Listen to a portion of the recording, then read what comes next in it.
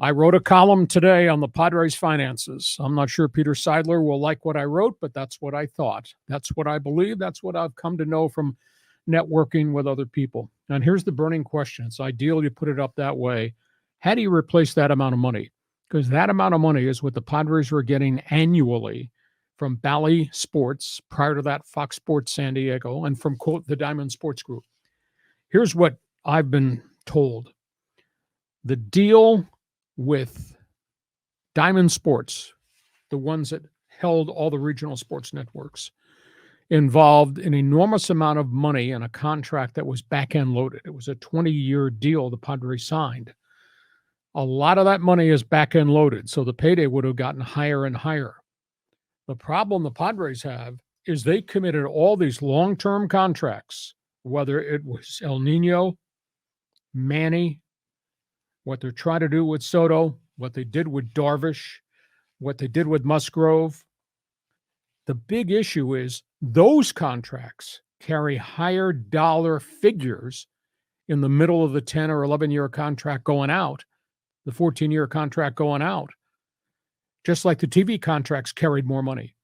So to me, the Padres, John, I think projected we got X dollars today, X times $2 3 years from now, X times $5 5 years from now. We can do these contracts because as the bigger number grows in the Tatis deal, et cetera, well, bigger numbers coming in from the TV contract. Mm-hmm. Contract is gone. So how do you replace it? You and I argued about this over the weekend, John, and I don't argue with a talk show host because you might be wrong. Yeah. The big issue is baseball is going to take over the streaming rights. Right now, you can get the streaming rights for Padre baseball rest of the season for $80. Mm-hmm. Not bad. Yeah. It's $19.99 a month. How many $80 subscriptions do you have to sell to reach that figure of $60 million? No can do. I don't think so. Now, maybe baseball, which wants the streaming rights from everybody, will create a network which will create monster revenue because it'll be a big picture network deal, and the Padres will get money from MLB as a byproduct of the streaming. But how do you replace $60 million? To me, that's a big, big issue. So this story is evolving day by day. There's more fragments of information that is coming out. That's why I wrote the One Man's Opinion column today on the website. If you're a Padre fan, please check it out. So I threw a lot of numbers at you. It's a very complex mosaic. Your response. So there's a number of things going on here because already, we have DirecTV stream. There's a Padre channel on it, and I know it was free through Sunday. So I'm curious to know, is it still going to be free on DirecTV? And is my subscription that I pay DirecTV actually paying the Padres a little bit? And is the same thing going on with Cox on Channel 4? Or does everybody have to subscribe, to the MLB TV package at $19.99 a month, Unanswered question. I have DirecTV. I got it initially for NFL Sunday Ticket, and I've maintained it. So I can see Padre baseball on DirecTV.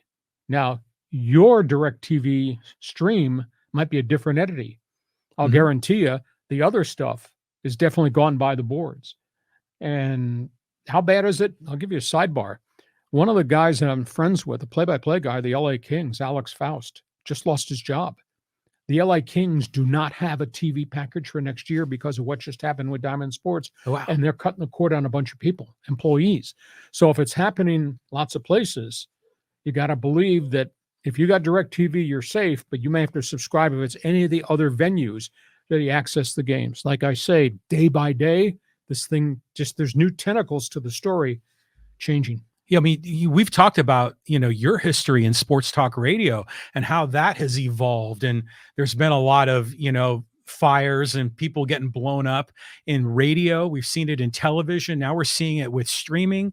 I mean, it's like everything's changing in the media market. How do you forecast a revenue stream to be able to pay those license fees?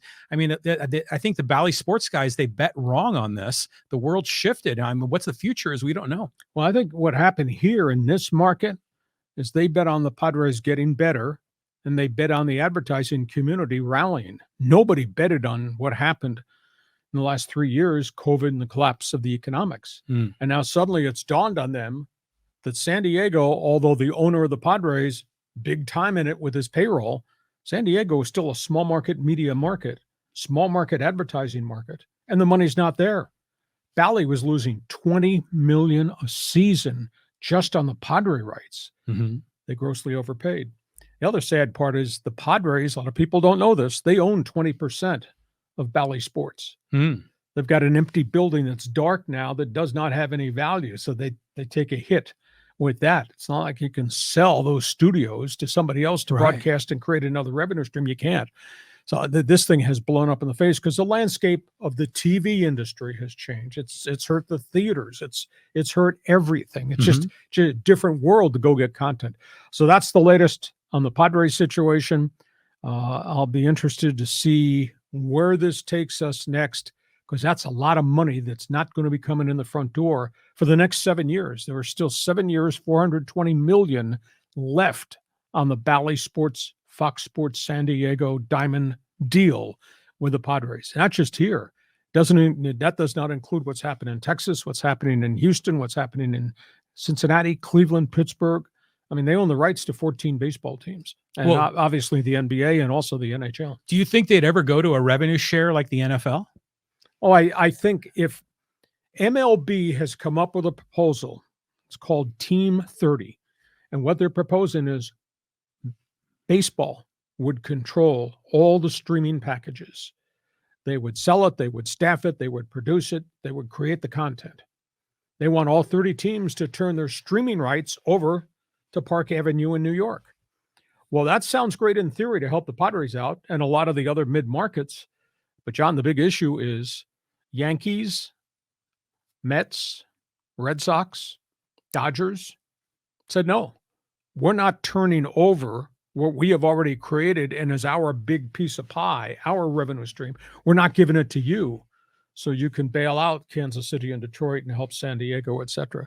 So they got a big hill, MLB does, to run uphill to convince everybody about Team 30. So that's the summary on the Padres situation as we sit here during our Monday bonus podcast. Yeah, this is amazing how everything is shifting in real time. We're going to find out something new tonight when I tune into the Padre game. Let's